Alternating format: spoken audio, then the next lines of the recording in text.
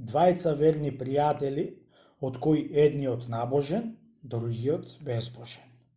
Чита Александар Станојков. Си беа двајца верни пријатели, што во уста си плукао што се многу милуваа. Едниот бил многу набожен, а па другиот многу безбожен.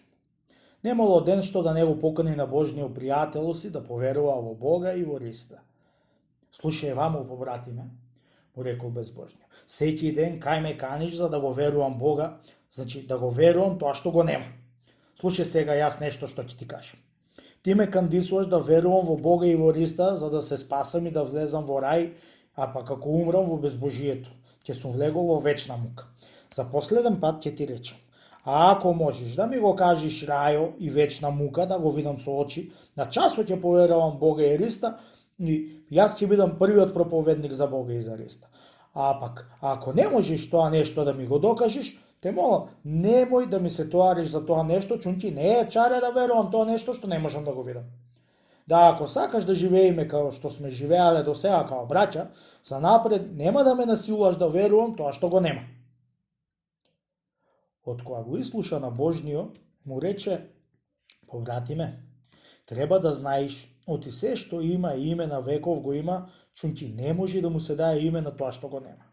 Има Бог и му се дало името Господ Бог. А пак, за да го видиш рајо и вечна, не е нужда, чунки ти не си ја видел Америка и други држави и пак веруваш. Ете како не е нужда и да го видиш рајо и вечна и после да поверуваш. При сето тоа, јас ќе му се молам на Бога да ти исполни желанието и да поверуваш. Чунки на Бога всичко му е возможно што не е возможно на човек. Откога си дадо и зедоа тие зборои, двајцата пријатели се разделија и се отидоа по работата. Уверен бидејќи на Божниот на збороите од Христа, сакајте да ви се даде, падна на колена пред Бога и му се моли 3 дни и 3 ноќи со пост и молитва во тајно и Бог му даде најаве. Му дошол на сон ангел Божи и му рекол: човече Божи, Господ ги послуша молитвата и ќе ти исполни желанието. Внедела рано да го земиш твојот пријател и да одите на Филјан планина и одеде ќе го видите рајо и вечната мука. Видувајќи тој сон, на Божниот отишол при безбожниот пријател, со голема радост и вера го зел пријателот и го однесол на уречената планина. Седнале под една убава сенка до еден извор и си полегнале да поспијат. Во истото време му дошол ангело и му изел душите и повел по себе, та ја однесол да го види безбожнико рајо и вечната. Човече, ти што не веруваш од има рај и вечна, ела сега да видиш и да поверуваш и да бидиш верен, а не да си неверник.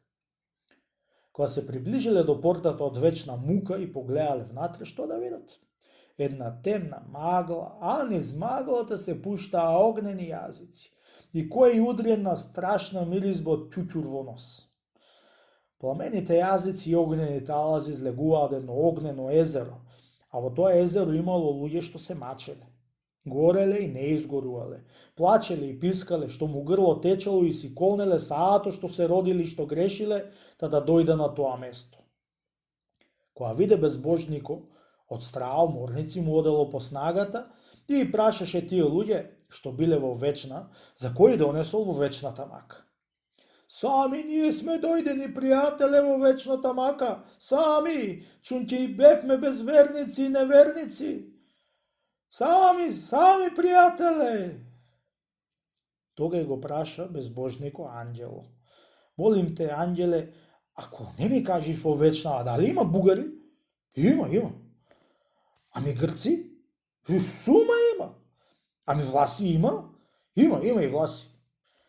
Ами еѓупци, ерменци, има и од нив? Има. Ами инглизи, френци, немци, маđари, пруси, руси, има? Има и од нив и од сите милети има, колку да ми сакаш. Ами од кој народ немат? Само рисјани нема, пријателе, кои што го веруваат Христа и одат по заповедите негови.